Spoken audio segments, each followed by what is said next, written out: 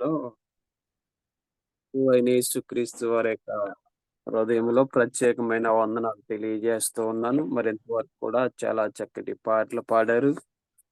ప్రార్థన చేశారు. ప్రభు యొక్క ఉన్నతమైన నామాన్ని ఘనపరిచారు. దానిని బట్టి మీ అందరికి కూడా ప్రభు పేరట ప్రత్యేకమైన వందనాలు. పాటలు పాడినోళ్ళకి, ఆరాధన చేసిన పాస్టమ్ గారికి, వాక్యం చదివిన విక్టర్వ గారికి, పాటలు పాడిన మీ అందరికి కూడా ప్రభు పేరట వందనాలండి. ఎలా ఉన్నారు? అందరూ బాగున్నారమ్మా? వందనాలు పాస్టర్ గారు. బాగున్నాం అయ్య గారు, బాగున్నాం. మా మీరు ఎలాగున్నారు వందనాలు అయ్య గారు? వందనాలండి. వందనాలమ్మా. అందరూ ఎలా ఉన్నారు? అందరూ బాగున్నారా? బాగున్నామండి. బాగున్నాం అయ్య గారు. చాలా చాలా మీరు వందనాలు. ఎలాగున్నారు తండ్రిబాబు గారు? మేము అయ్య గారు బాగున్నాం. మేము బాగున్నామండి. దేవుడి కృపను బట్టి మీ ప్రార్థన వల్ల దేవుడు ఈ రీతిగా మరలా ఈ ఉదయకాలపు సమయంలో ప్రభువుని ఆరాధించుటకు మీతో కలిసి ఆ ప్రభుని స్తుతించుట ఎంతో మంచిది.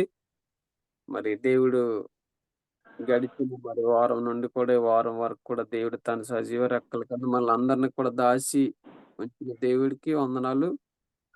మంచిది. నా వాయిస్ క్లియర్‌గా ఉందండి? బాగా వినపడుతుందా? వినపడుతుందండి. వినపడుతుందండి. సరే. చిన్న ప్రార్థన చేసుకొని మనం ఆలస్యం చేయకుండా వాక్యంలోకి వెళ్దాం. పరిశుద్ధుడు గొప్ప దేవ, సర్వోన్నతుడు, సర్వాధికారి అయిన తండ్రి, నీ బిడ్డలందరినీ కూడా ఉదయకాలపు సమయంలో మీరు ఇస్తున్న మాటల ద్వారా ఆదరణ పరచండి. మీరే ప్రభు నీ బిడ్డలతో మాట్లాడినప్పుడే నన్ను కూడా ప్రభు ఉదయకాల సమయంలో నిలబెట్టుకుని మీ బిడ్డలకు కావలసిన వర్తమానం ద్వారా మీరే నడిపింపు సహాయం చేయమని యేసు దివ్య నామములో అడుగుచున్నాము తండ్రి. ఆమేన్. ఆమేన్. ప్రియమైన దేవుని బిడ్డలారా, ఈరోజు దేవాది దేవుడు మన యొక్క జీవితాలలో ఆయన చేయబోతున్నటి గొప్ప కార్యాలను, లేక దేవుడు మన జీవితాలలో ఏదైతే నెరవేర్చబోతున్నాడో అది మనకి చాలా ఆశ్చర్యంగా ఉంటది. చాలా సందర్భాలలో మనం అనుకుంటాం, దేవుడు మన జీవితాలలో చేస్తున్న కార్యాలు మనకి తెలియకుండానే చాలా గొప్ప కార్యాలు మన జీవితాల్లో దేవుడు నెరవేరుస్తాడు. కొన్ని సందర్భములు అనుకుంటాం, ఇది మన జీవితంలో దేవుడు ఈ కార్యములు చేయగలడా అనే సందేహం మనకు రావచ్చు. కొన్ని సందర్భాలలో ఈ కార్యాలు మన జీవితంలో ఇంక జరగవులే, ఇంక మన బ్రతికింతే. ఎప్పటికి కూడా మనకి మన జీవితాలలో ఈ యొక్క మేలులు మనకి జరగవులేని సందర్భాలు కూడా మనకు చాలా ఎదురు కావచ్చు. ఇంక అయిపోయింది. నా యొక్క జీవితంలో ఇంక గొప్ప కార్యాలేముంటాయి? లేక నా జీవితంలో ఇంకా జరగవలసిన కార్యాలేమి లేవు. ఇంక నా యొక్క జీవితం ముగించబడిందనే ఆఖరి స్టేజ్‌లోకి ఎళ్ళిపోయేటువంటి వారు కూడా చాలామంది మనకు కనపడేటువంటి వారుగా ఉంటారు. కానీ ఆ దేవుణ్ణి వెంబడించిన బిడలను, లేక దేవుణ్ణి నమ్ముకున్న బిడలను దేవుడు ఎన్నటికి కూడా విడిచిపెట్టేటువంటి వాడు కాదు. ఒకటి మనము మొదటిగా నమ్మవలసింది ఏమిటి అనంటే, దేవుడు ప్రియమైన దేవుని బిడ్డలారా సజీవుడు. ఆయన మరణించినటి వాడు కాదు. ఆయనలో జీవముంది. ఆ జీవం ఏం చేస్తదంటే మనలను బ్రతికింపజేస్తది. దేవుడిలో ఉండే జీవము అది మనలను బ్రతికింపజేసేదిగా ఉన్నది.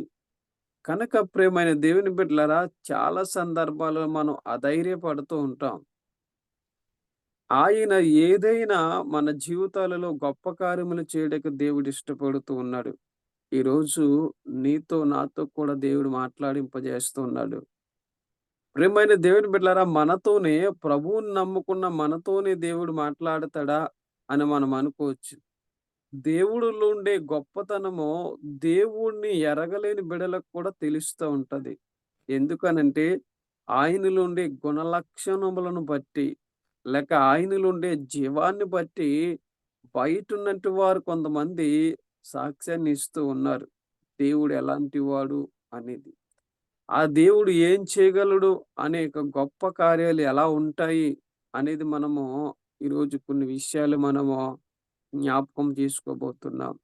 నా ప్రియమైన దేవుని బిడ్డలారా, దేవుడు మనతో చెప్తున్న మాట ఏమిటనంటే, ఆయన ఎలా ఉన్నాడు అనే విషయాన్ని నేను మీతో ఒక మాట జ్ఞాపకం చేస్తాను. రండి ప్రియమైన దేవుని బిడ్డలారా, లేఖన భాగంలో ఒక మాట చూద్దాం.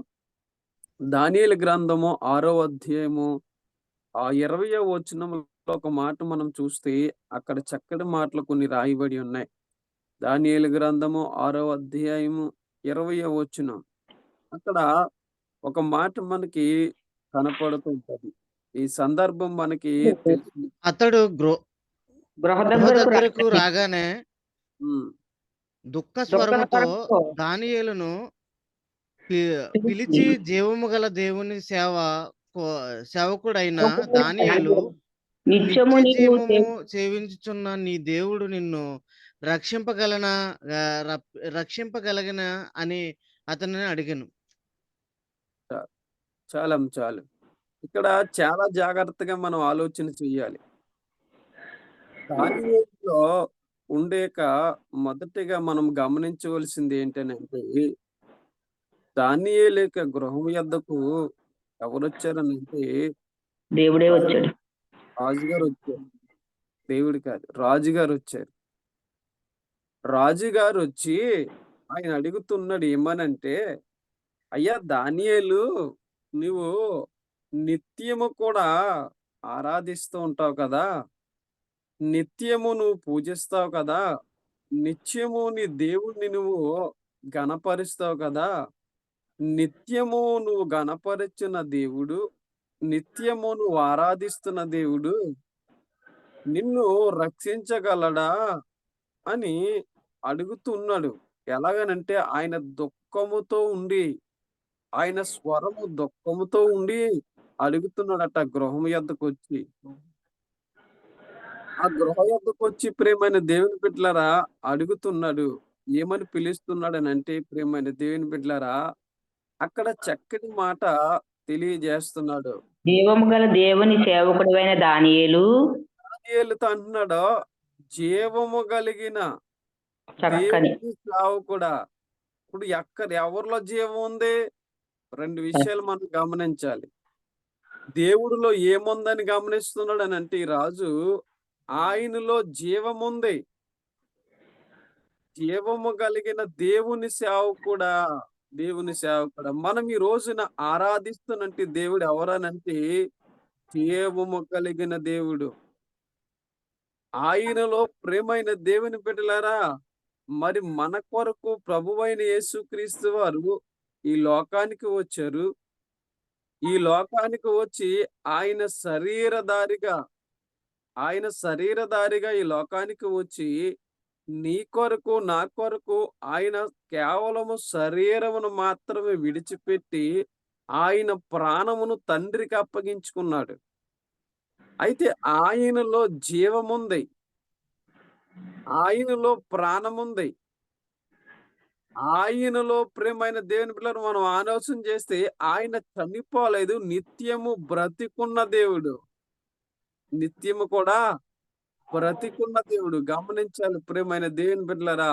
చాలా మంది అంటారు చనిపోయి ఉన్నాడు. సిలువ పైన చనిపోయాడు. సిలువ పైన చనిపోయిన దేవుని మనం ఆరాధిస్తలేదండి. గమనించాలి.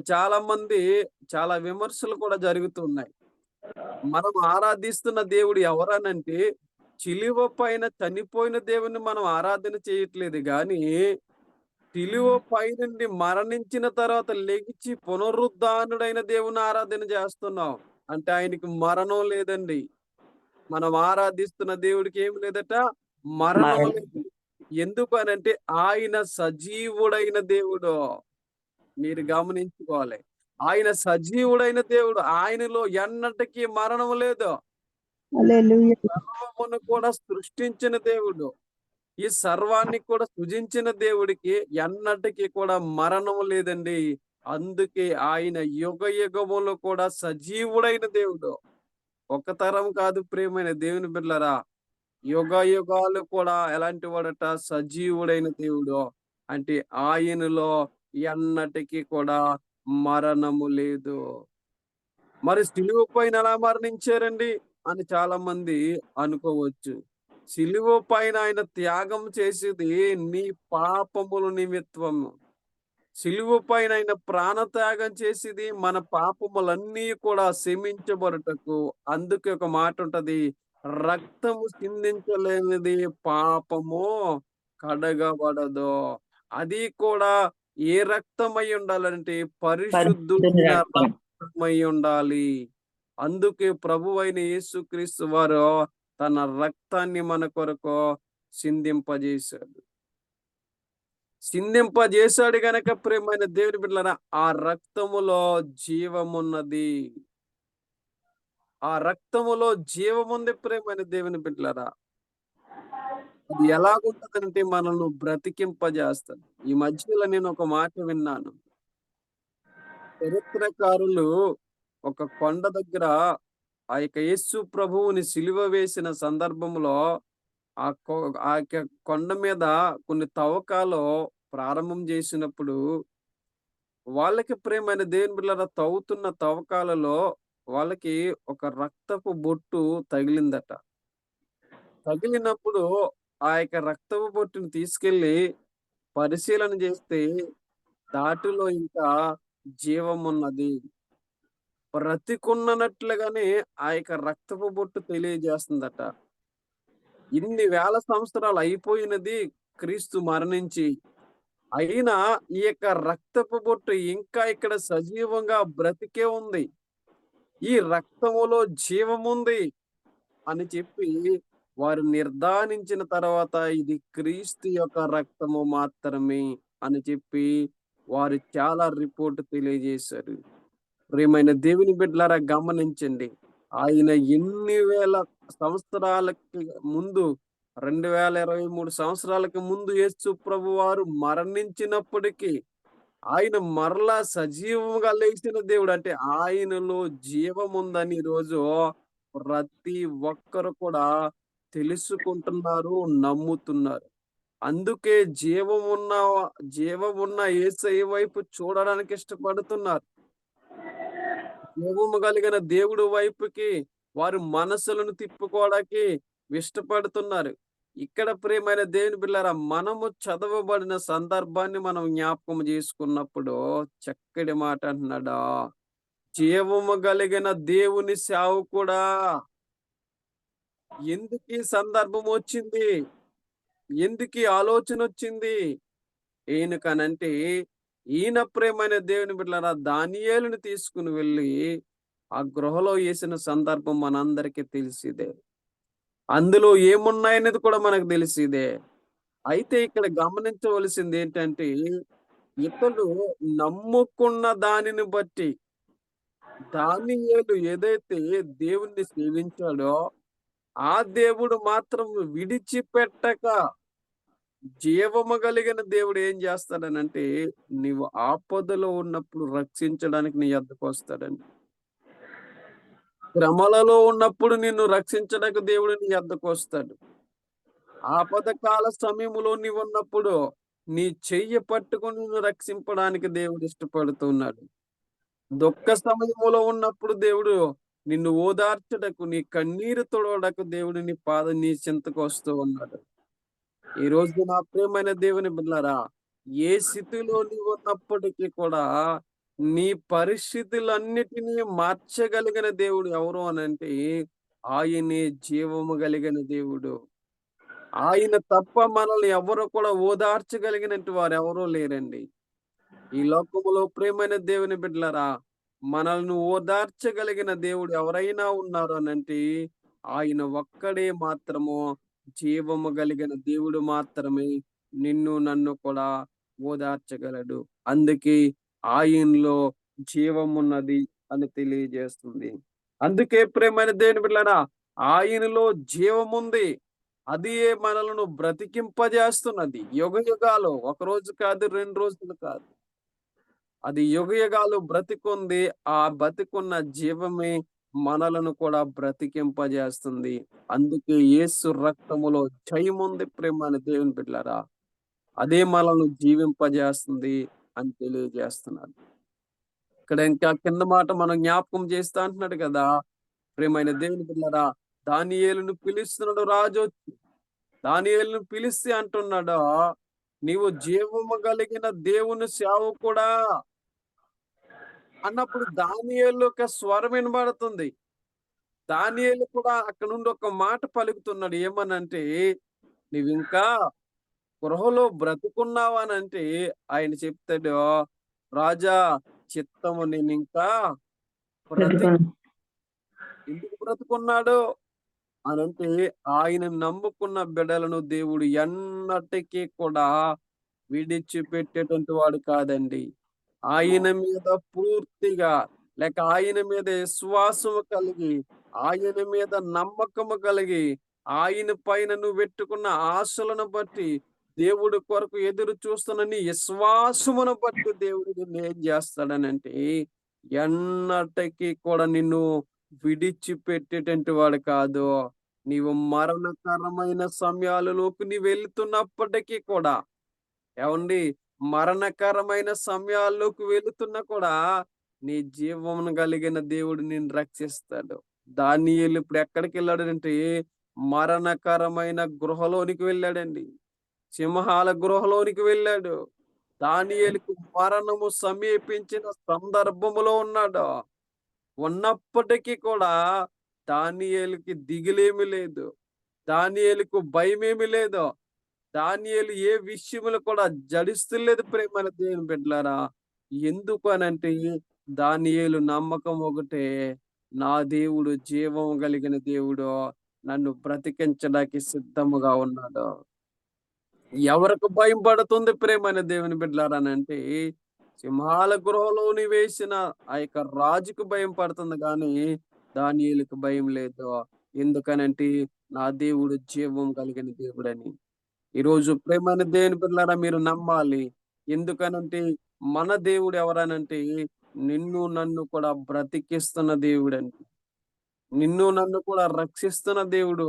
అందుకే మరొక మాట అంటాడు. కీర్తనకారుడితో ఒక చక్కటి మాట చెప్తున్నాడు. 42వ కీర్తన ఆ 2వ వచనాన్ని మనం చూస్తే అంటున్నాడు కదా, అక్కడ చాలా చక్కటి మాట తెలియజేయబడుతుందండి. నా ప్రాణము దేవుని కొరకు తృష్ణగొనుచున్నది.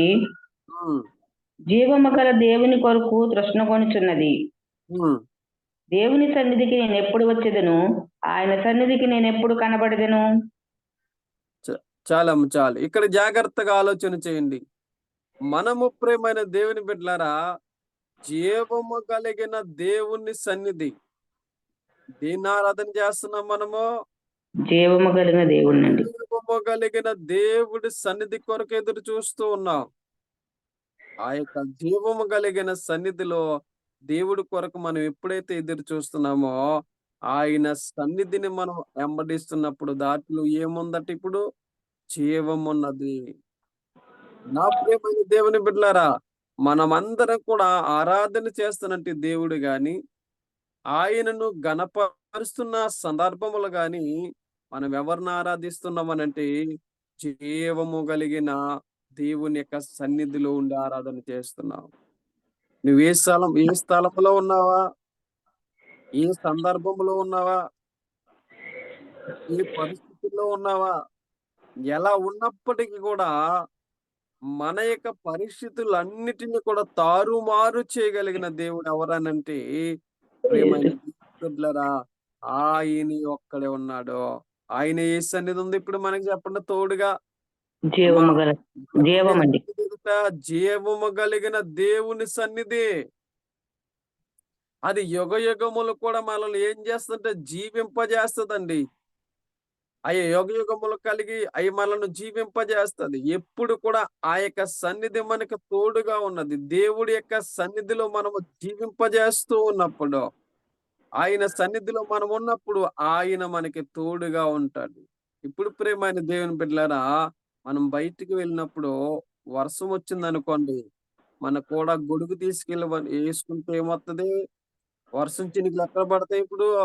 గొడుగు మీద పడతాయండి. గొడుగు మీద పడతాయి. మన మీద పడవు. ఎందుకు? మనకి ఏది కాపుదల ఇస్తుంది?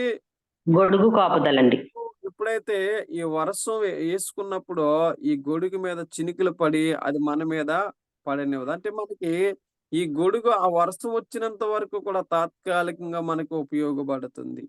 కానీ ఇక్కడ గమనించినప్పుడు ఏదైనా సమస్య వచ్చి నీ మీద పడినప్పుడు, ఇబ్బంది వచ్చి నీ మీద పడినప్పుడు, కష్టం వచ్చి నీ మీద పడినప్పుడు, దేవుని సన్నిధి నీ మీద ఉన్నప్పుడు, దేవుడి యొక్క వెలుగు నీ మీద ఉన్నప్పుడు, ఆ సజీవుడైన దేవుడు నువ్వు వేడుకున్నప్పుడు ఆయన ఏం చేస్తాడనంటే ఏదియు కూడా నీ మీద పడకుండా ఆయన నిన్ను రక్షించడానికి దేవుడు ఇష్టపడతాడండి. అందుకే ప్రియమైన దేవుని బిడ్డలారా, ఆయన యుగాలు కూడా మనతో పాటు ఉన్న దేవుడు. ఏవండి? యుగాలు కూడా మనతో పాటు ఉన్నట్టు దేవుడు. అందుకే ఆయన నిన్ను నన్ను కూడా రక్షిస్తున్న దేవుడు. అందుకే ఆయన ఎవరనంటే ఆయన యుగాలు మనతో పాటు ఉన్న దేవుడు. అందుకే జీవము కలిగిన దేవుడా సన్నిధి ఎక్కడుండాలి ఇప్పుడు? అది ఎక్కడుండాలని మనం ఆలోచన చేస్తే, మన హృదయాలలో నిత్యము కూడా దేవుడి సన్నిధి ఉండాలండి. ఈరోజు ప్రియమైన దేవుని బిడ్డలారా, మన హృదయాల్లో దేవుడి సన్నిధి ఉండాలి. నీ హృదయమే దేవుని ఆలయమని దేవుడు వాక్యము తెలియజేస్తుంది. మన హృదయమే దేవుడు ఆలయమైనప్పుడు ఆయన సన్నిధి ఎక్కడుండాలో తెలుసా? మన హృదయాలలో ఉండాలి. ప్రియమైన దేవుని బిడ్డలారా, కష్టకాలములో, దుఃఖ సమయములో, ఇబ్బందికరమైన పరిస్థితులలో నిన్ను ఆదరించినది ఏమిటియా అని నువ్వు అనుకోవచ్చు. దేవుడు సన్నిధి మాత్రమే. నిన్ను ఆదరించేది ఏమిటంటే దేవుడు మందిరము మాత్రమే. అది నువ్వెక్కడ కట్టుకోవాలనంటే నీ హృదయాలలో కట్టుకోవాలండి. నీ దుఃఖకరమైన సందర్భాలలో ఆ దేవుడు వాక్యమే మనల్ని ఆదరింపజేస్తున్నది. దేవుడు వాక్యమే మనల్ని భద్రపరుస్తున్నది. దేవుడు వాక్యమే మనల్ని నడిపింపజేస్తున్నది. నా ప్రియమైన స్నేహితులారా, ఈరోజు ఆలోచన చేయండి. ఏ సందర్భంలో నీవు ఉన్నావు? అందుకే అంటున్నాడు దేవుని సన్నిధి మనకి ఎలా ఉండాలట? తోడుగా ఉండాలి. దేవుడి సన్నిధికి మనకి తోడుగా ఉన్నప్పుడు ప్రియమైన దేవుని బిడ్డలారా, మనం ఎటు ప్రయాణం చేసినప్పటికీ కూడా మన ప్రయాణం అంతట్లో దేవుడే మనకి తోడుగా ఉండి నడిపింపజేస్తాడు. అందుకే అంటున్నాడు కదా, ప్రియమైన దేవుని బిడ్డలారా, మరొక మాట అంటాడు. 84 కీర్తనలో చక్కటి మాట ఉంది. చూడండి ప్రియమైన దేవుని బిడ్డలారా, 84 కీర్తన 2వ వచనంలో ఒక చక్కటి మాట రాయబడి ఉంది. 84 కీర్తన ఇక యెహోవా మందిరావరణములను చూడవలనని నా ప్రాణం ఎంతో ఆశపడుచున్నది. అది సొమ్మసిల్లుచున్నది. జీవము గల దేవుని దర్శించుటకు నా హృదయమును నా శరీరమును ఆనందంతో కేకలు వేయుచున్నవి. చాలమ్మా. ఎవరటైనా జీవము కలిగిన దేవుడు, ఈయనను ఆరాధించుటకు, ఈయనను గణపరచుటకు మన హృదయాలు ఎలాగుండాలంటే ఇప్పుడు ప్రియమైన దేవుని బిడ్డలారా తప్పడిల్లిపోతూ ఉండాలి. ఆయనను మన హృదయాలు ఎప్పుడు కూడా నిత్యము ప్రభువుని ఆరాధించుటకు మన హృదయాలలో ఒక వేదన కలిగి ఉండాలి. ఎందుకనంటే ఆయన మనలను రక్షించగలిగిన గొప్ప దేవుడు గనక, ఆయన నిన్ను నన్ను కూడా కాపాడగలిగిన శక్తిమంతుడైన దేవుడు గనక మనము ఎల్లప్పుడూ కూడా ఆయనను ఏం చేయాలనంటే యెహోవా మందిరంలో మనం ఏం చేయాలంటే ఆయన నిత్యము కూడా మనము ఆరాధించేటువంటి వారిగా ఉండాలి. మన ప్రాణములను ఎవరి కొరకు తప్పడెళ్ళాలంటే ఆయన ఇచ్చిన ఈ జీవితము అమ్మా, ఆయన ఇచ్చిన ఈ ప్రాణము, ఆయన ఇచ్చిన ఈ బ్రతుకు ఆయనిచ్చినదే. ఒకవేళ దేవుడు మనకి ఈ బ్రతుకు ఇలా ఈ రోజు ఇంత ఆరోగ్యంగా ఉన్నామంటే ఎవరిచ్చిందమ్మా? దేవుడు దేవుడి ఇచ్చింది. ఇలాగ మనము ఇలాగే ఈ రీతిగా మనం దేవుణ్ణి ఆరాధిస్తున్నామంటే ఈ ఉదయకాలపు సమయంలో దేవుడు మనకిచ్చిన గొప్ప భాగ్యమే కదా. ఎందరో ఈ ఉదయకాలపు సమయంలో మన బంధువులు అవ్వచ్చు, స్నేహితులు అవ్వచ్చు, వారు ప్రియమైన దేవుని బిడ్డలారా ఈ లోకాన్ని విడిచిపెట్టి వెళ్ళిపోయి ఉండొచ్చు. కానీ నీవు ఈ ఉదయకాలపు సమయంలో దేవుణ్ణి ఆరాధిస్తున్నావంటే ఏమిచ్చాడు ఆయన నీకు? ప్రాణమిచ్చి భూమి దేవుడు మనకు అనుగ్రహింపజేశాడు. అప్రియమైన దేవుని బిడ్డలారా, ఉదయకాలపు సమయంలో ఆయన మనకి జీవాన్ని అనుగ్రహింపజేశాడు. అందుకే ఆ మాట చదవం ఒకసారి. మరి ఏమంటున్నాడు అని అంటే చక్కగా ఆ మాట జీవము గల దేవుని దర్శించుటకు నా హృదయమును నా శరీరమును ఆనందముతో కేకలు వేయుచున్నవి. జీవము కలిగిన దేవుణ్ణి ఏం చేయడం ఎక్కువ దర్శించడానికి. ఉదయకాలపు సమయంలో 4 గంటలకే లేచి దేవుణ్ణి ఏం చేస్తున్నామో మనము కలవాటిగా లేక ఈ ఉదయకాలపు నైవేద్యముగా ప్రభువుని ఆరాధించాలని ఆరాటముతో ప్రభువుని ఆరాధించాలని ఒక ఆరాటము మనం కలిగి ఉండి నిత్యము ఆయనను స్తుతించాలని చెప్పి ఈ ఉదయకాలపు సమయంలో ఏం చేస్తున్నామనంటే ఆయన సన్నిధిని ఎతుకుచున్నాం. ఏముందని? ఆయన్ను ఆరాధిస్తే ఏమొస్తదని? ఆశీర్వాదం. కనపడిస్తే ఏమొస్తది మనకని? అమ్మా, దేవుణ్ణి ఆరాధన చేస్తే నీకేమొస్తదో తెలుసా? ఆయనలో ఉండే జీవాన్ని మనలోకి దేవుడు పంపింపజేస్తాడు. ఆయన సజీవుడు.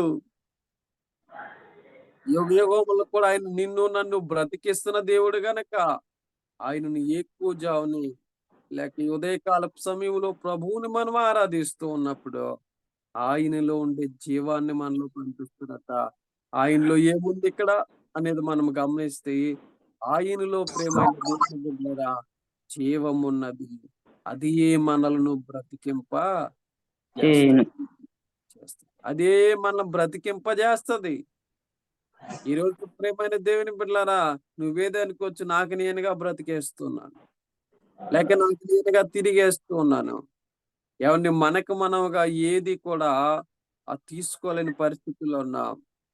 ఈ రోజు ప్రేమ దేవుని బిడ్డలారా ఒక విషయాన్ని మనకు మనముగా బ్రతికేస్తున్నాం అనే మాట మీద ఒక విషయాన్ని మనం జ్ఞాపకం చేస్తే ఒక వ్యక్తి మన అనారోగ్యంతో హాస్పిటల్కి వెళ్ళాడట. వెళ్ళినప్పుడు అతడికి ఆక్సిజన్ అందుతులేదని ఆక్సిజన్ పెట్టారట. ఆక్సిజన్ పెట్టి ఉదయం నుంచి సాయంత్రం వరకు ఆక్సిజన్ పెట్టి బానుందమ్మా అని చెప్పి ఇంటికి పంపిస్తున్న సందర్భంలో బిల్లేసి ఇచ్చారట. ఇది ఎంతనంటే ఆయనకి 25,000 బిల్లేసి ఇచ్చారట. ఉదయం నుంచి కూడా నీకు మేము ఆక్సిజన్ పెట్టాము, అందుకే ఈ ఆక్సిజన్ ఖర్చు ఇదిగో అయ్యా ఆ 25,000 అని చెప్తే ఆయన బోరుని ఏడడం ప్రారంభం చేశాడట. ఎందుకు ఏడుస్తున్నాడయ్యా అని చెప్పి వీళ్ళందరూ కూడా ఇదిగో ఇంతవరకు ఆరోగ్యంగా ఉన్నావు, చక్కగా మీకు ఆక్సిజన్ పెట్టాం, బాగున్నావు కదా, ఇప్పుడు ఎందుకు ఏడుస్తున్నావు అని చెప్పి ఆ వ్యక్తిని అడిగినప్పుడు ఆయన ఇంకా ఎక్కువగా ఏడడం ప్రారంభం చేశాడు. అయ్యా నా వయసు ఇప్పుడు ఇంచుమించు 70 సంవత్సరాలు వచ్చింది. ఇంతవరకు కూడా నేను దేవుడిచ్చిన ఆక్సిజన్‌ను, దేవుడిచ్చిన గాలిని ఉచితముగా నేను పీల్చుకుంటూ వచ్చాను. మీరు ఇదిగో ఒక ఇంతసేపు నాకు ఈ ఆక్సిజన్ పెట్టి ఉదయం నుంచి సాయంత్రం వరకు ఈ ఆక్సిజన్ పెట్టి ఉదయం నుంచి సాయంత్రం వరకు ఆక్సిజన్ పెట్టి 25,000 బిల్లేశారు. ఈ యొక్క 70 సంవత్సరాలు మట్టించి కూడా నేను దేవుడికి ఎంత వెల చెల్లించాలి? దేవుడిచ్చిన ఈ ఉచితమైన ఆక్సిజన్‌ని బట్టి నేనెంత దేవుడికి వెల చెల్లించాలని ఏడుస్తున్నానయ్యా అని చెప్పాడట. ఇక్కడ గమనించిన ప్రియమైన దేవుని బిడ్డలారా, ఇందులో అర్థమైన విషయం ఏంటంటే, నాకు నేనుగా బ్రతికేస్తున్నాను అని నువ్వు అనుకుంటే అది చాలా చాలా పొరపాటే. ఎందుకనంటే దేవుడు ఈ లోకంలో నీకు సమస్తాన్ని కూడా ఇచ్చాడు. ఏవండీ, దేవుడు నీకు ఈ లోకంలో సమస్తాన్ని అనుగ్రహింపజేశాడు. అందుకే ఆయనలో ఏముందని నువ్వు నమ్మాలనంటే, దేవునిలో ప్రేమైన దేవుని బిడ్డలారా జీవముంది. అది మనలను బ్రతికింపజేస్తున్నది. ఎన్నటికి కూడా అది నిన్ను విడిచిపెట్టేది కాదండి. యుగయుగాలు కూడా నిన్ను అది బ్రతికింపజేస్తుంది. ప్రియమైన దేవుని బిడ్డలారా అందుకే జీవము కలిగిన దేవుడి వైపు మనము చేతులెత్తాలి. జీవం కలిగిన దేవుడి వైపు నీ కన్నులు తెరవాలి. జీవం కలిగిన దేవుడి వైపు నీ హృదయాన్ని తిప్పాలి. జీవం కలిగిన దేవుడి వైపు మన మనసులో ఆనుకోవాలి. ప్రేమైన దేవుని బిడ్డలారా నేను ముగిస్తాను. ఇక సమయము అయిపోతుంది గనక నేను మరొక మాట చెప్తాను చూడండి. ఒక చక్కటి మాట రాయకూడదు. యిర్మీయా గ్రంథంలో ఒక మాట ఉంటది చూడండమ్మా అక్కడ. ఆ యిర్మీయా గ్రంథము 10వ అధ్యాయము 10వ వచనం అనుకుంటా. ఒక్కసారి అక్కడ చక్కటి మాట మరి కనపడుతుంది. ఆ మాట చదువుకుందాం.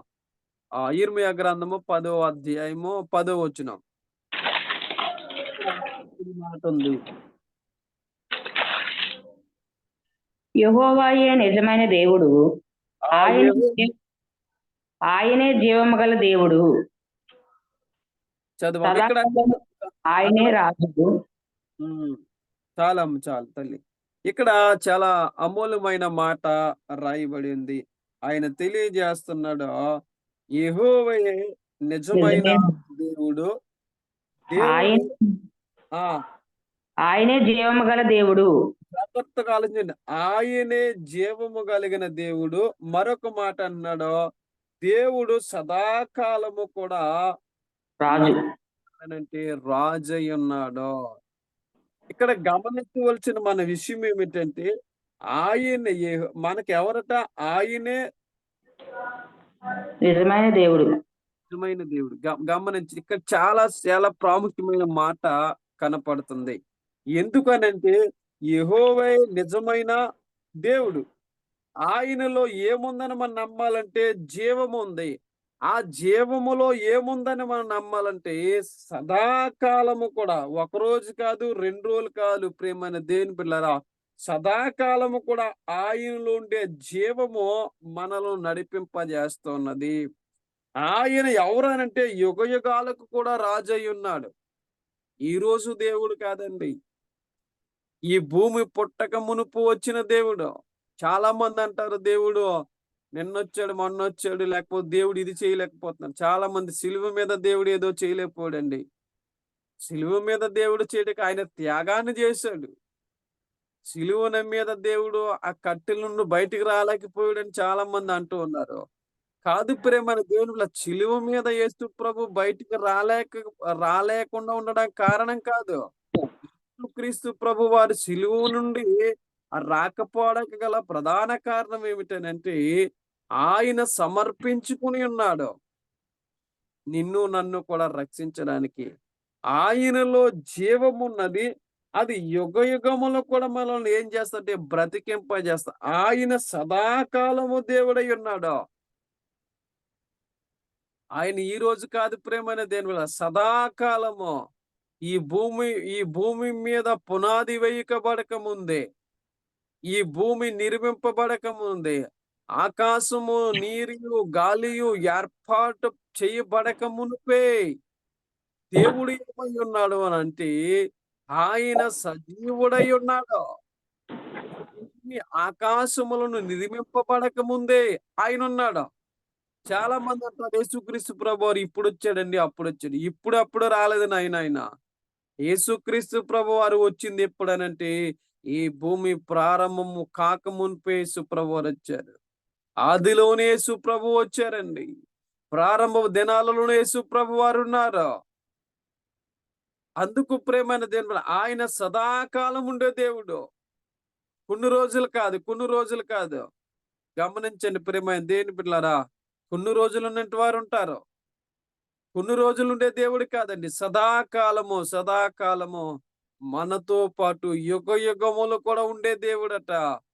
అందుకే ఈయనలో ఏమున్నదమ్మా అనంటే ఇక్కడ మనం చూస్తే ఈయనలో జీవమున్నది.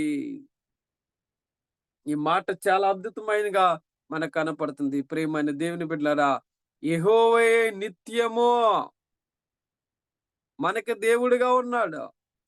ఆ దేవుడుగా ఉన్నాడంటే ఆయనలో ఏమున్నదని మనం గమనించాలంటే ఆయనలో జీవమున్నది. ఆ జీవమున్నది. ఆ జీవం మిమ్మల్ని ఏం చేస్తదనంటే నిత్య జీవములోనికి నడిపింపజేస్తూ ఉన్నది. ఆ జీవమే నిత్య జీవములోనికి నడిపింపజేస్తున్నది. నా ప్రియమైన స్నేహితులారా, దేవుని బిడ్డలారా, ఈరోజు యేసుక్రీస్తులో ఏముంది అని ఎవరన్నా నిన్నడిగితే ఆయనలో జీవముందయ్యా. యేసుక్రీస్తు ప్రభువారు సిలువ పైన మరణించారని చాలా మంది అంటున్నారు. యేసు ప్రభువారు సిలువ పైన మరణించలేదు. ఒకవేళ యేసు ప్రభువారు సిలువ పైన నీ కొరకు, నా కొరకు మరణాన్ని త్యాగం చేశాడాయన. మీరు ఇదిగో సిలువ పైన మరణించిన దేవుని ఆరాధిస్తున్నారండి. సిలువ పైన మరణించిన దేవుని ఎవరు ఆరాధిస్తలేదండి. గమనించండి. సిలువ పైన మరణించిన దేవుని ఎవ్వరు కూడా ఆరాధన చేస్తలేదు గాని, ఆయన పునరుద్ధానుడై లేచిన దేవుని మనం అందరం ఆరాధన చేస్తున్నాం. ఆయనలో జీవం ఉన్నదని తెలుసుకుని, ఆ జీవముతో తిరిగొచ్చిన దేవుని మనం ఆరాధన చేస్తున్నాం.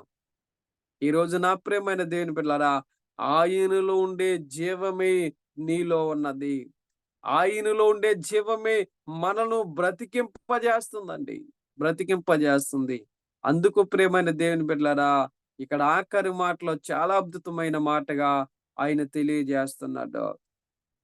ఆయన ఎవరని ఇరిమియా భక్తుడు తెలియజేస్తున్నాడనంటే ప్రియమైన దేవుని బిడ్డలారా, ఆయన సదాకాలము ఈ రోజు కాదు, 2 రోజులు కాదు ప్రియమైన దేవుని బిడ్డలారా, యుగ యుగములు కూడా ఆయన మనతో ఉండేటంటి దేవుడండి. మనం ఒకవేళ ఈ లోకాన్ని విడిచిపెట్టి వెళ్ళిపోయినప్పటికీ కూడా అమ్మా చాలా మంది అనుకోవచ్చు ఈ లోకంలో ఉంటాడేమో, ఈ లోకంలో కాదు, ఈ లోకములో ఒకవేళ నువ్వు ఈ లోకాన్ని విడిచిపెట్టి మరణించి నువ్వు వెళ్ళిపోయినా మరలా నువ్వు ఎక్కడికి వెళ్ళాలంటే ఆ జీవము కలిగిన దేవుడి పాదాల దగ్గరికి నీవు వెళ్ళాలి. ఆ ప్రభు యొక్క రొమ్ము దగ్గరికి నువ్వు వెళ్ళాలి. ఆ ప్రభు పాదాల దగ్గరికి నీవు వెళ్ళాలి. ఈ లోకాన్ని విడిచిపెట్టి వెళ్ళిన తర్వాత కూడా నీకు ప్రేమైన దేవుని పిల్లరా ప్రభువు దగ్గరికి వెళ్ళే అవకాశం దేవుడిస్తున్నాడు. అక్కడ కూడా దేవుడు నిన్ను బ్రతికింపజేస్తాడు. శరీరానికి సావు ఉంది గాని నీ ఆత్మకు సావు లేదండి. నీ ఆత్మ మరలా చేరవలసిన దేవుడి దగ్గరికి వెళ్ళవలసిందే. సజీవుడైన దేవుడి దగ్గరికి నీ ఆత్మ మరలా బయలుదేరి వెళ్ళవలసిందే. ఈ ఉదయకాలపు సమయంలో ప్రేమైన దేవుని బిడ్డలారా, అందుకే అంటున్నాడు, దానియేలు దగ్గరికి వచ్చి అంటున్నాడు, దానియేలు దానియేలు జీవము కలిగిన దేవుడు సేవకుడా నువ్వు బయటికి రా. ఎంత చక్కని మాట. రాజులు ఏ నమ్మకం ఉంది? జీవము కలిగిన దేవుడు సేవకుడా బయటికి రా అన్నాడు. ఏసీది ఎక్కడ ఈయన? ఎక్కడ వేసాడమ్మా? ఇంట్లో పెట్టాడా? ఇంట్లో పెట్టే పోనీ అలా పిలవచ్చు. రా బయటికి రా బాబు, గెడేసావు కదని చెప్పి డోర్ కొట్టి మనం పిలవచ్చు. అంతేనమ్మా? ఇప్పుడు మన అవునండి. ఇంట్లో ఉన్నాడనుకోని మనం బయటకెళ్ళి మన కుమారులు ఉంటాం, లేకపోతే ఎవరన్నా ఉంటారు. వచ్చి డోర్ కొట్టి బయటికి రానన్నా అని పిలుస్తాం మనం. కాలింగ్ బెల్ల కొట్టి బయటికి రామని పిలుస్తాం. ఈయన వేసేది ఎక్కడ వేసాడు? సింహపు బోన్లో వేసారండి. సింహాల గృహాలు వేసి మళ్ళీ వచ్చి పొద్దున అన్నాడు, ఆ ఉదయాన్నే వచ్చి అన్నాడు, జీవం కలిగిన దేవుడు సేవకుడైన దానియేలు నువ్వు బయటికి రా. అంటే ఈయనలో ఏముంది ఇప్పుడు? ఈయన ఎవరంటే జీవము దేవుణ్ణి జీవము ఎరగనట్టు రాజు. దేవుడు అంటే తెలుసుకోలేనట్టు వాడు. దేవుడి పైన విశ్వాసం లేనట్టు వాడు. దేవుడి పైన నమ్మకం లేనట్టు వాడు. అయినప్పటికీ ఈయనలో ఏ విశ్వాసం కలిగిందనంటే ఆయనలో జీవం ఉంది కదా. ఆయన ఎలాగైనా సరే దానియేలును బ్రతికింపజేస్తాడు. చూడండి ప్రేమ దేవుని ఈ రోజు దేవుణ్ణి నమ్ముకున్న నీకే నమ్మకం లేదు. దేవుణ్ణి వెంబడిస్తున్న మనకే నమ్మకం లేదండి. ప్రభువుని ఆరాధిస్తున్న మనకే అపనమ్మకంతో మనం ఉంటున్నాం. కానీ ఈయనలో ఉండే నమ్మకం ఏంటో చూడండి. ఎంచిన సింహాల గృహాలలో సింహాల బోనులో ఎంచినప్పటికీ కూడా ఏమాత్రం కూడా ఇతనులో ఉండే చూడండి, ఇతనులో ఉండే విశ్వాసం చూడండి ప్రేమైన దేవుని బిడ్డలారా. వచ్చి అంటున్నాడా, కేకేస్తున్నాడు. అప్పుడు దానియేలు చక్కటి సమాధానం చెప్తాడు. ప్రేమైన దేవుడు రాజు చిరకాలం జీవించును గాక. ఎంత చక్కటి మాట. ఒకవేళ దానియేలుని తీసుకెళ్లి రాజు సింహాల బోనులో వేయకపోయుంటే అక్కడ ఎవరికి మహిమ వచ్చేదండి? ఎవరికి మహిమ రాకపోదును? ఏమండి దేవుడికి మహిమ కలగదు. ఎందుకంటే దేవుడు కొన్ని కొన్ని సార్లు సందర్భం గమనించండి ప్రేమ దేవుడు.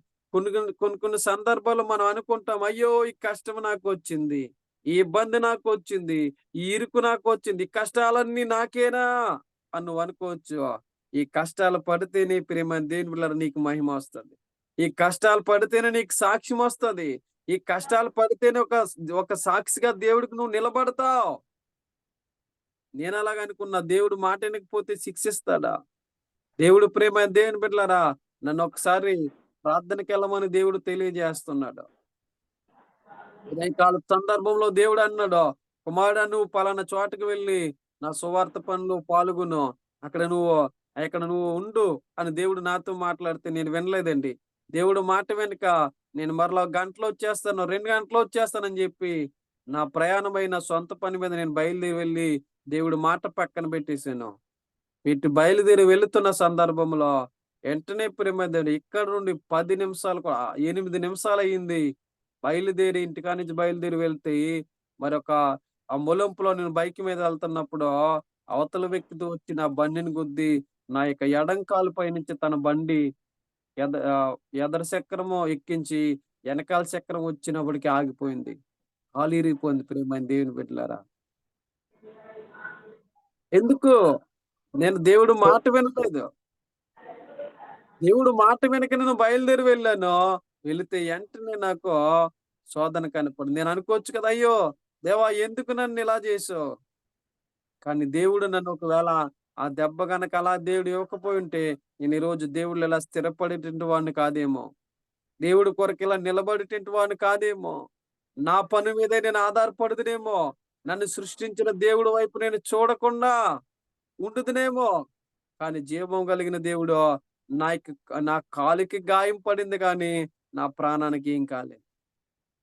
శరీరానికి ఏమైనా గాయమైంది గానీ, కాలు ఇరిగింది గానీ ప్రియమైన దేవుని బిడ్డలారా నాకేం కాలేదు. కానీ సజీవుడైన దేవుడు ఒకవేళ నా బుర్రకి తగిలుండొచ్చు. లేకపోతే ఇంకెక్కడైనా తగిలుండొచ్చు. ఆ రోడ్డు ఎక్కడైనా తగిలి ఇంకా వేరే ప్రమాదం జరిగుండొచ్చు. అయినప్పటికీ వాటన్నిటి నుండి కూడా తప్పించి నేనెక్కడ కొట్టాలో అక్కడే కొడతాను. నువ్వెక్కడికి వెళ్ళకూడదు. ఇంక నా పనికెళ్ళాలని చెప్పి దేవుడు ఏం చేశాడు? నా కాలు ఇరగ్గొట్టినప్పటికి కూడా ఆయనలో ఏముందని నమ్మాలి? జీవముంది. శ్రమొచ్చిందా? ఇంకా నువ్వెలా మారబోతున్నావో తెలుసా? ఒక సువర్ణగా మారబోతున్నావు. ఒక శ్రమ మనలో వచ్చినప్పుడు ప్రియమైన దేవుని బిడ్డలారా, ఆ శ్రమ తర్వాత నువ్వు నీ తర్వాత జీవితం చూడాలి ఎలా ఉంటదంటే, దేవుడి కొరకు బ్రతుకుతావు. దేవుడు నిన్ను ఆయన కొరకు బ్రతికిస్తాడా. నీకు కావలసింది సమస్తము సమకూర్చి పెడతాడట. ప్రియమైన దేవుని బిడ్డలారా గమనించారా? దానియేలు భయపడ్డాడా? సింహం బోనులో ఏసాడు. హాయిగా ఉందా ఈయనకి బాధేటి? ఎళ్లి ప్రార్థన చేస్తున్నాడు. దేవుడే కార్యం చేస్తాడు. ఆ యొక్క దిగులు ఎవరికొచ్చిందంటే సింహాల బోనులో ఏసిన రాజుకొచ్చింది దిగులు. అందుకే ఉదయం వచ్చి అంటున్నాడు, బాబు నువ్వు బ్రతుకున్నావని నాకు తెలుస్తుందయ్యా. ఎందుకంటే నీ దేవుడు ఎవరా? జీవం గల బ్రతికే దేవుడు. దేవుడు. ఇది నమ్మాలి మీరందరూ కూడా. ఎలాగున్నా పర్లేదు దేవుడు నన్ను బ్రతికిస్తాడు. ఇంకా చాలా విషయాలున్నాయి. కానీ ప్రియమైన దేవుని బిడ్డలారా, అవన్నీ మనం ఇప్పుడు నేర్చుకోవడానికి సమయం కాదు గనక, ఈరోజు గమనించండి. మన దేవుడు ఎవరట? ఈరోజు వాక్యం ఏమిటంటే, మన దేవుడు ఎవరు జీవం చెప్పండి? జీవము గల దేవుడండి. దేవుడు. ఆయనలో ఏముందని మనం నమ్మాలి? జీవం ఉన్నదని నమ్మాలి.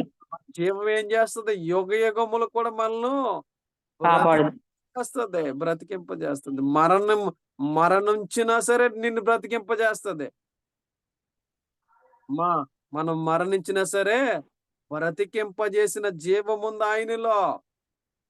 మరణించినట్టు బ్రతికించదండి. ప్రియమైన బ్రతికి ఎన్నో చూసాం మనం. యేసు ప్రభువారు ఉండే సందర్భంలో మరణించినట్టు వారిని లేపిన సందర్భాలు మనం చూసాం. అవన్నీ కూడా మనం ఇప్పుడు జ్ఞాపకం చేసుకోవడానికి సమయం కాదు. కానీ ఒకటే గమనించాలి. ఈరోజు యేసుక్రీస్తు ప్రభువులో ఏముందనంటే జీవం ఉన్నది. ఆ జీవమే నిన్ను నన్ను కూడా బ్రతికింపజేస్తుంది. ఈరోజు మనం బ్రతికి ఉన్నామనంటే ఆయనిచ్చిన కృపను బట్టి, ఆయనిచ్చిన జీవనం బట్టి ప్రియమైన దేవుని బిడ్డలారా, అందుకే ప్రారంభంలో ఒక మాట అంటాడు. ప్రియమైన దేవుని బిడ్డలారా, మనము నరుడును తయారు చేద్దాము రండి. ఆ నరుడును తయారు చేసినప్పుడు నరుడి యొక్క నాసిక రంధ్రములో జీవ ఆత్మను మనము ఊదగా. అంటే నరుడి యొక్క రంధ్రాలలో ఏం పెట్టాడనంటే ఆయన జీవాత్మను పెట్టి ఉన్నాడు. ఆయనలో జీవమున్నదని మనం నమ్మితే నీవు నేను కూడా నిత్యము ప్రభువు కొరకు బ్రతికేటువంటి వారుగా ఉంటాం. ఈ లోకాన్ని విడిచినా, ఈ లోకంలో ఉన్నా ఆయన నుండి జీవాన్ని మనము తెలుసుకోవాలి. ప్రభువే మనకి నిత్య జీవము కలగచేయునుగాక. ఆమేన్. ఆమేన్. మాటలు ఆమేన్. తన మిడికిడిలో దీవించునుగాక. ఆమేన్. చిన్న ప్రార్థన చేద్దాం. ఆమేన్. దేవా నీకు వందనాలు. ఇంతవరకు ప్రభా నీ వాక్యం విన్న బిడ్డలు ఈ జూమ్‌లోను ప్రభా తండ్రి ఈ యొక్క తండ్రి ఈ దినము ఇక యూట్యూబ్‌లో ప్రభా తండ్రి ఇదిగోనండి వింటున్న బిడ్డలందరినీ దీవించండి. వారి కుటుంబాలను దీవించండి. ప్రభా తండ్రి వారి బిడ్డలను దీవించండి. అయా తండ్రి ఎవరికైనా ప్రభు బలహీనంగా ఉంటే వారిలోకి నీ జీవాన్ని పంపమని ప్రార్థన చేస్తున్నాం. ఎవరైతే అనారోగ్యంగా ఉంటే వారిలోకి నీ జీవాన్ని పంపమని ప్రార్థన చేస్తున్నాను. ఎవరికైతే ఈ అవసరం కలిగి ఉన్నారో వారందరికీ నీ ప్రభువా నీ అభిషేకమును నింపమని ప్రార్థన చేస్తున్నాం. సహాయము చేయండి, బలపరచండి. నీ కృపయు కాపుదల దీవెన ప్రభ ప్రతి బిడ్డ పైన మీరు అనుగ్రహింప చేయమని ఈ ఉదయకాలపు సమయంలో నీ వాక్యం విన్న ప్రతి ఒక్కరితో మీరే మాట్లాడి కృప చూపించి బలపరచమని క్రీస్తు యేసు పేరట అడుగుచున్నాను తండ్రి. ఆమేన్. ఆమేన్. ఆమేన్. మా అందరికి కూడా వందనాలమ్మా. వందనాలు. ఆశీర్వాదించండి అయ్యారు. ఆశీర్వాదం తీసుకో. మన తండ్రి యొక్క ప్రేమయు, ఆజ్ఞయు, పరిశుద్ధాత్మక సహవాసమును సమాధానం మనకును, మన కుటుంబాలకు, మన పరిచర్యలకు నడిపించును గాక. ఆమేన్. ఆమె ఆశీర్వాదం. ఆశీర్వాదంబుల్ మా మీద వర్షింపచేయుమిస్తా, ఆశతో నమ్మియున్నాను నీ సత్యవదతము ఈ మహిమీద కుమ్మరించుము దేవా, కమ్మారా ప్రేమ వర్షంబు కుమ్మరించుము దేవా. Amen. God bless you all of you. దేవుడు మిమ్మల్ని అందరినీ దీవించును గాక. ఆమేన్. Amen.